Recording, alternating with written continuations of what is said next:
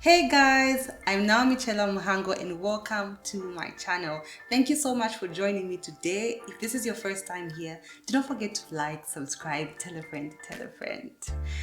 So guys, my husband and I turned one recently. We have spent 1 year together as a couple and I'm so happy and excited. In this video, I'm going to be sharing a few things that I took away from our first year of marriage. So if you're interested, keep watching.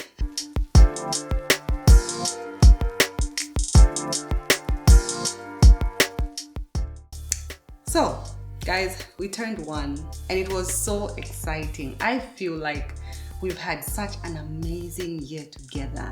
And obviously, just like in life, it's not always rosy, but really overall, it's been such a beautiful year with my husband. So I'm just going to share a few things that I took away from our first year of marriage. The first thing for me that stands out is that who you really are gets exposed. And you know how when you're dating someone, yes, you get to see the good and the bad about the person, but I feel like who they really are gets exposed more in marriage. That's been our experience with my husband. And when we're dating, you're like, okay, certain aspects of your partner, you kind of see like maybe a 20%, you see a 50%, you see 70%. But guys, when you get married, you can't hide. They're in your face, in your space. They step on your toes and all that jazz. So guys, who you really are gets exposed. It really gets exposed. And for me, one of the things was selfishness. Now, let me break it down. I'm the firstborn in my family, and I was kind of a deputy parent, and I got used to making decisions. So for me, I am making the big decisions, and when I say something, it goes type thing. But I have learned the beauty in having different opinions, which is the second thing that I took away. I have learned the beauty in having different opinions because now it gives you a broader spectrum. And even when I say, oh, okay, and I'm very spontaneous, so sometimes something comes our way and we need to make a decision. Sometimes I'm like, oh, let's do this. And then my husband will come on the other side and say, okay, have you thought about this? If we do this, this may be the outcome. Are we ready for this? Should we do this other thing?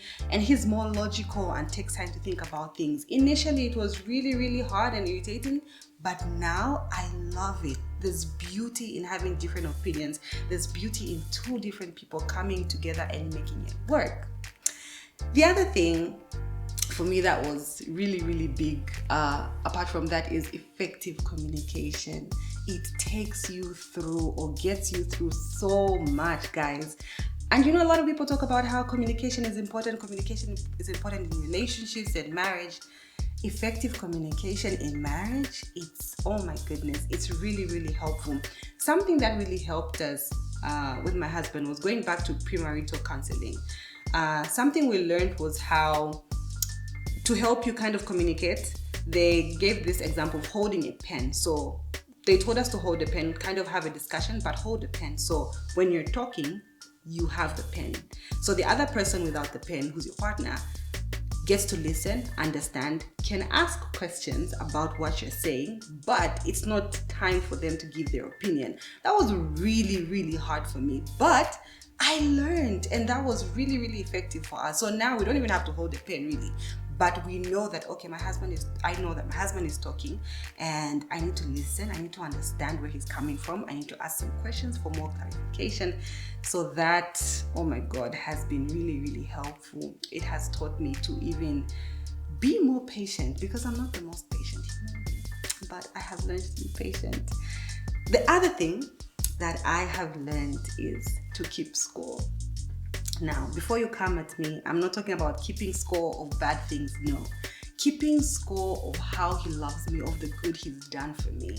And for me, I have to be very intentional about it because I know me. I don't know about you, but for me, when I'm angry or when I'm upset or sad, it's very difficult sometimes for me to remember that my partner actually loves me and maybe he did something that he did not realize he did and offended me.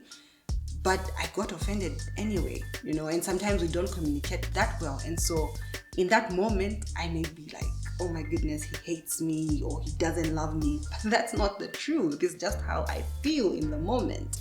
So because of that, I decided to keep score of how he loves me. And I literally have to type it out. So I put it down on Google Keep. Let me just read one thing for you guys that, oh my goodness, really helps. It's actually called Keeping Score of His Love. So anyway, this was on, I'm trying to find which one I can read. Okay, so this was on the 30th of December 2020 at 9 hours. He made me breakfast like he does on a lot of occasions. He truly loves and cares for me, and his children will be truly blessed. And then same day at 20:57, I wasn't feeling so good, and I asked my husband if we could get some biscuits from because I was having such a crappy day, and he loves me so much that he said, okay, let's go. And we went. 21:17 of the same day, we decided to watch a romantic movie because I am such a hopeless romantic, and he sat through it with me. So these are things that I do that are really intentional for me and help me in those really, really tough days when I feel sad or irritated, or I just feel like my husband doesn't love me. Yeah, they really, really do help me.